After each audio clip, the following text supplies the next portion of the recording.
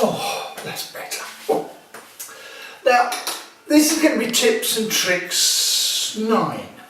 Now, you might have seen a film where I use this old Pentax. Now, I'm going to use it in a different way. As it's a camera that's really for the dustbin, etc., it doesn't really work very well. I'm going to show you a bit of fun to do with it.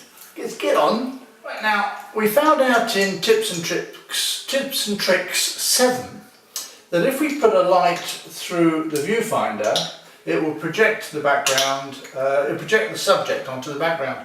Well, that got me thinking that if we open up and we put it on T, so the shutter's open, and then I put a light through the lens, I can now project something onto the background. So let's think how that can be used to our advantage. What I was wondering is what would happen if we put a flash behind it. Now, I don't know whether the camera will pick that up, but the flash makes quite a nice design on the background. Now I start to think, could we use those two things as an extra light to create a light on the background? Let's have a go. I'm going to try and show you that again, but I'll try it without the lights on. It's good to have a slave. Right, now I don't know if you can see that better, but it makes quite a nice design actually. Right, now what's causing that rather nice design? Well, of course, it's the texture of the glass on the front. Now that starts to make me think, what happens if we cover that with tracing paper so we lose the texture and we replace that texture with something else? Let's have a look at that.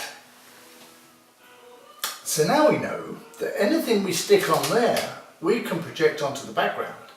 And all we have to do is focus the lens or zoom the lens to the effect we want. Good, isn't it? Now I've only got a 28mm lens attached to this because that's the only lens I've got, so it's better to have a zoom.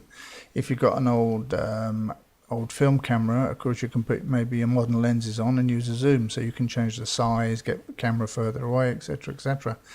It's a great thing to have and use as an extra light in the studio. And you can be incredibly creative. One of the most creative things is find a way of holding the camera and speed light in place at the same time. But I'll leave that to you. Now, of course, there's nothing to stop you putting something across there, a piece of cardboard, or even a 35mm transparency you could put on the background. So that's a fantastic tool to use. Now, what about, we've got tips and tricks. So that was the, I suppose that was the trick. Now what about a tip? I've got it written down. Someone's just given it to me. It's for cleaning toilets. If you've got false teeth, put one of those cleaning pasties down the toilet for a night and your toilets become super clean. Now what the heck is that got to do with photography?